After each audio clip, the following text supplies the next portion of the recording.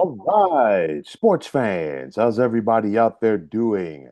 William Martin coming at you one more time here on YouTube with another edition of the 300 Pounds of Sports Knowledge Podcast. So maybe Oregon head coach Dan Lanning was onto something when he talked about the need last month for college football to change their postseason schedule. Yes, the powers that be who run the sport want a more pro style postseason format, hence the current 12 team CFP. But if college football wants to truly make things like the NFL, then their scheduling must change. Their postseason scheduling, okay? There is absolutely too much time between conference championship weekend and the start of the college football playoff. Instead of 2 weeks, let's cut it down to a week. You think about college basketball, you don't get an extended break between the conference tournaments and the NCAA tournaments. Most of those conference tournaments are done that Saturday, if not definitely Sunday for the major conferences. And then you're right back into things for that Thursday. Then on top of that, an additional 2 weeks between the first and second rounds of the playoff. They're trying to keep the spirits of the bowl games alive, but I'm like, it's too much gaps. I mean, you look at it this season. We had the first round of the playoffs start on the 19th, which was of December, which was a Friday. And then you had three games on the 20th. Mind you, conference championship weekend was a couple of weeks before that. Then these teams aren't playing again at January 1st. And of course, the teams who had the first round buys, they hadn't played, in for the most part since conference championship weekend. And then, we go to the second week of January with a week off between the quarters and the semis, and then it was 10 days off between the championship game. I just feel that college football is just missing the opportunity to further capitalize on what they have. And they need to try to keep the momentum going because, yeah, you want a pro style tournament, kind of like the NFL, but we've seen scenarios before where you have college play football playoff games on the same day as NFL games, and the NFL is still winning in the ratings. Okay, so if you're college football and you basically have December as your exclusive province, you want to try to sit up there and wrap as much of this college football playoff up before we get to a new calendar year, in my opinion. It's one of those where, we know that the talk of expansion in college football is never going to quiet down. I think, they're already at 12. They're talking about 14, talking about 16, talking about 24. But nonetheless, I feel like, you know what, let's make this a 16 team thing if you're gonna do that. Let's, all first round games on campus. The week after conference championship week, you have the quarterfinals a week after that on campus. Excuse me, if any, and then if anything, you make your two semifinal games into bowl games, like your bigger bowl games, Rose, Sugar, Fiesta, Cotton, whoever you want to throw into that mix. And then you have a championship game at one of those sites a week later. Wrap this thing up.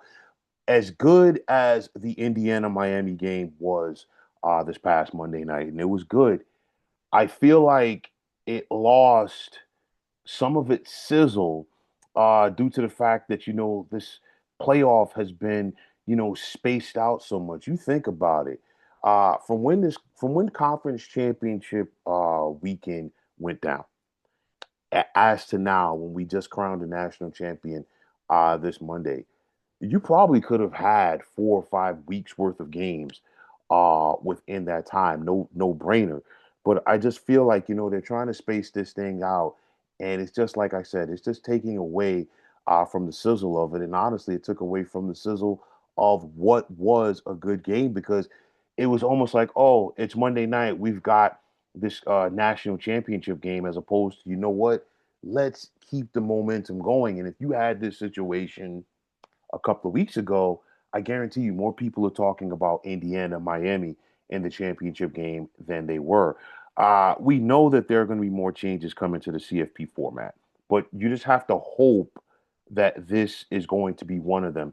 And it doesn't look like it because for the next couple of years, not only is this championship game going to remain in mid to late January, it's actually getting pushed back further in the month in each one of those years.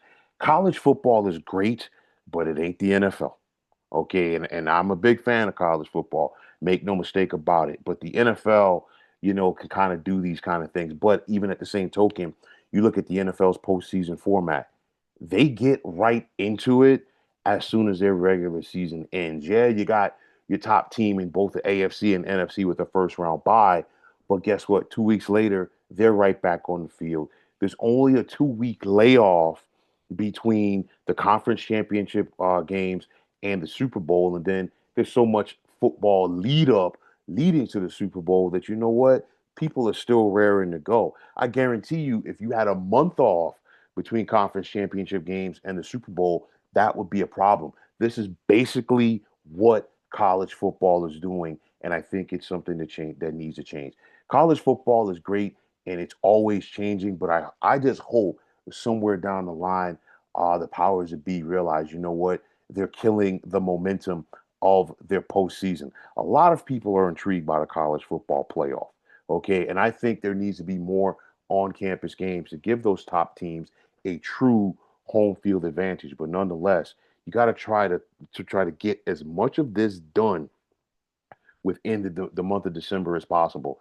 When you look at college basketball, it's called March Madness for a reason. The lead up to the conference tournaments themselves, and then, of course, the bulk of the NCAA tournament. And usually, first weekend in April, we're wrapping this thing up. College football needs to take a cue from college basketball in that sense. You have the momentum.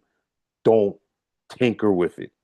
That's what they need to do. But nonetheless, this thing has a change. Too many gaps in this CFP, and hopefully sooner rather than later, that changes. But folks, that is going to wrap it up. And as always, I want to take this time out to thank each and every one of you for checking out the 300 Pounds of Sports Knowledge podcast here on YouTube. And as always, if you like what you heard and saw in this podcast, you know what to do. Just hit that like button as well as subscribing to this channel. And like I always say, it's greatly appreciated. Also, if you're on the X, formerly known as Twitter, you can check me out anytime at 300 Pounds of Sports.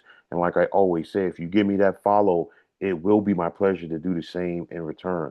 That also goes for Instagram, and you can check me out at 300 Pounds of Sports Knowledge. Also, if you're on Facebook, definitely check out the Sports Depot 365. And as far as I'm concerned, one of the better sports groups going on social media. But until next time, fine folks, my name is William Martin, and I'm signing off, and I'm saying thanks once again for checking out the 300 Pounds of Sports Knowledge podcast here on YouTube. Be well, everybody.